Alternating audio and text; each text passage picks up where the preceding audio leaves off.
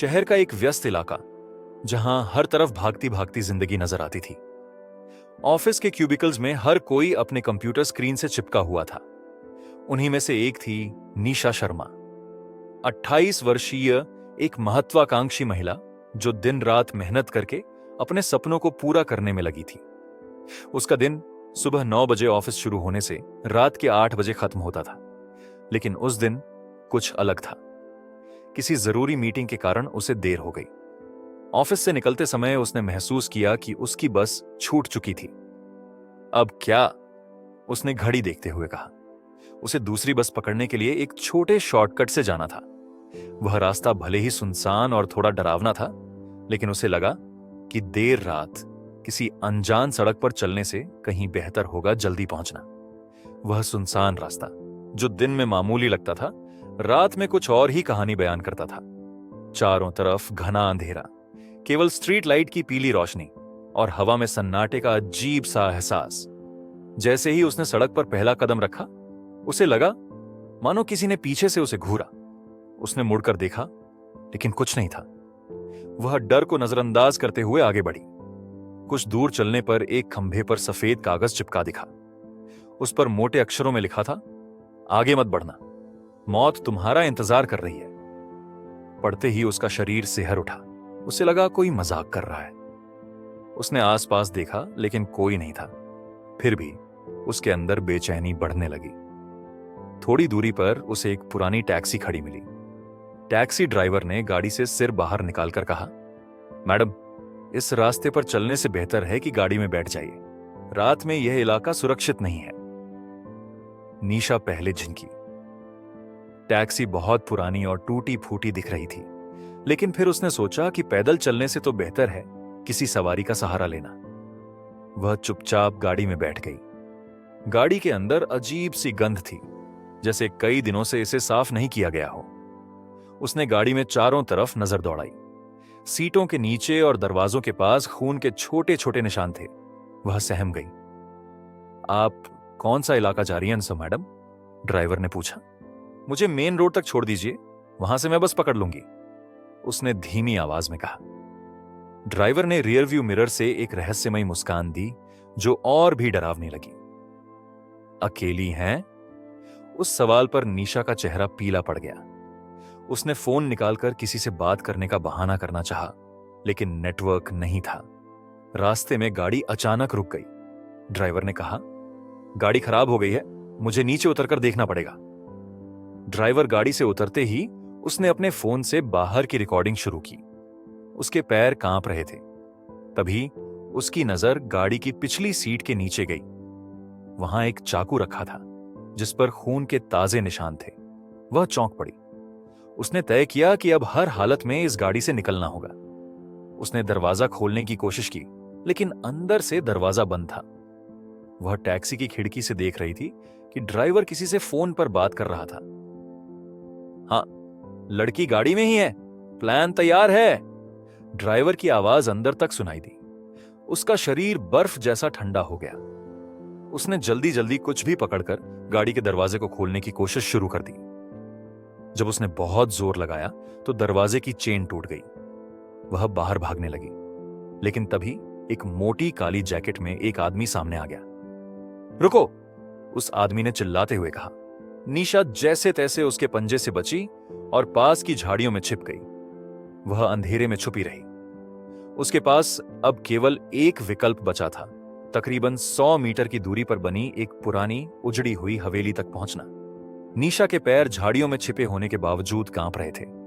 हर गुजरता पल उसे मौत के करीब ले जा रहा था। उसने पीछे झांक कर देखा। वो काला जैकेट वाला आदमी सड़क पर उसकी तलाश कर रहा था। उसकी सांसें तेज हो रही थीं और फिर उसे कुछ दूर एक पुरानी उजाड़ सी हवेली दिखी। वहां तक पहुंच जाऊं तो शायद बच सकूं, उसने खुद से कहा। हवेली तक पहुंचने का रास्ता पथरीला और कांटों से भरा था। कोई जानवरों की अजीब आवाजें भी सुनाई दे रही थी, लेकिन मौत की संभावना को नजरअंदाज कर उसने हवेली का लोहे का गेट ढकेल दिया। दरवाजा खुद चरमराते हुए खुल गया। अंदर घुसते ही घने अंधेरे और अजीब सी दुर्गंध ने उसका स्वागत किया। दीवारों पर मकड़ी के जाले, फर्श पर बिखरा मलबा और दीवार पर चिपकी एक अजीब पेंटिंग। पेंटिंग में एक औरत रोते हुए किसी दरवाजे की ओर इशारा कर रही थी। जब निशा उस पेंटिंग को गौर से देख रही थी, तभी उसे एक धीमी सरसराहट की आवाज सुनाई दी। कोई और है यहां? वह फुसफुसाई। आवाज जवाब नहीं थी, लेकिन फर्श पर किसी के जूतों की आवाज सुनाई दी। उसने पास के दराज में पड़े कुछ पुराने मरे हुए कीड़ों के बीच एक छोटा चाकू उठा लिया। आवाज और करीब आ रही थी। तभी उसने देखा, वह काला जैकेट वाला आदमी दरवाजे पर खड़ा मुस्कुरा रहा था। क्यों छुप रही हो? उसने पूछा। तुम मुझसे क्या चाहते हो? निशा चिल्लाई। आदमी धीरे धीरे उसकी ओर बढ़ा। उसने चाकू अपने हाथ में कसकर पकड़ लिया।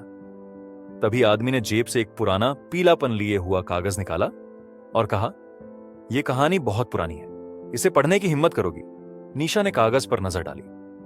उस पर सिर्फ एक तारीख लिखी थी, 15 जून 1986।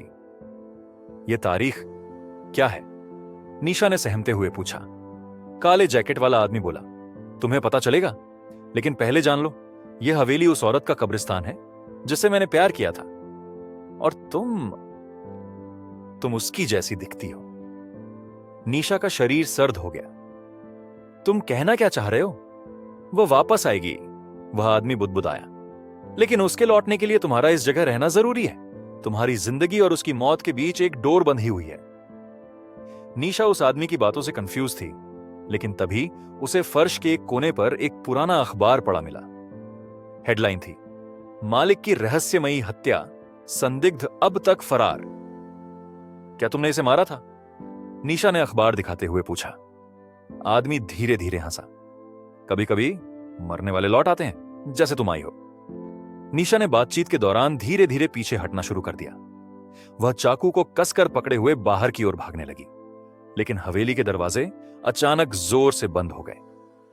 बाहर से आता शोर बंद हो गया था। हवेली के अंदर सब कुछ शांत हो गया, लेकिन उसकी दीवारों के बीच से अब मानो धीमी सिसकियां सुनाई दे रही थीं। निशा ने दरवाजा खोलने की कोशिश की, लेकिन बेकार। तभी उस आदमी ने जोर से हंसते हुए कहा, तुम सोचती हो कि भाग सकती हो? नहीं, अब तुम भी इस जगह का हिस्सा हो। निशा ने खुद को शांत किया और दरवाजे के पास पड़े एक लोहे की छड़ उठाई। उसने खिड़की के शीशे पर वार किया। शीशा टूटने से एक रास्ता बना। वह वहीं से बाहर निकलने ही वाली थी कि तभी पुलिस की गाड़ी के सायरन की आवाज आई। पुलिस अंदर आई और आदमी को पकड़ने की कोशिश की, लेकिन जैसे ही वे उसके पास पहुंचे, वह आदमी हवा में गायब हो गया। इंस्पेक्टर ने कहा, यह केस हमें काफी समय से परेशान कर रहा है। यह हवेली एक प्राचीन रहस्य को छुपा रही है। जो भी यहां आता है वापस नहीं लौटता। तुम कैसे बची? निशा ने कांपती हुई आवाज में पूरी कहानी सुनाई। इंस्पेक्टर बोले, यह काले जैकेट वाला आदमी एक दशक से मरा हुआ है, लेकिन यह हवेली इसे जिंदा रखती है। तुम खुशकिस्मत हो कि जिंदा बच निकली। निशा जैसे ही वहां से बाहर निकली, पुलिस ने हवेली को बंद करने का आदेश दिया, लेकिन जाने से पहले निशा को अंदर से एक खटखटाने की आवाज सुनाई दी। उसने पलटकर देखा तो वही पेंटिंग के चेहरे वाली औरत खिड़की के पार से उसे घूर रही थी। उसने धीरे से कहा, डोर अभी भी जुड़ी है, खेल खत्म नहीं हुआ। अगर इस कहानी को दूसरा भाग चाहिए तो कमेंट करो। अगर आपको यह कहानी पसंद आई हो तो इसे लाइक जरूर करें, अपने दोस्तों और परिवार के साथ शेयर करें, और हमारे चैनल प्रेम वाणी को सब्सक्राइब करना ना भूलें।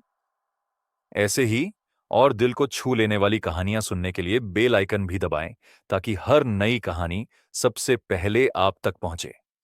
धन्यवाद।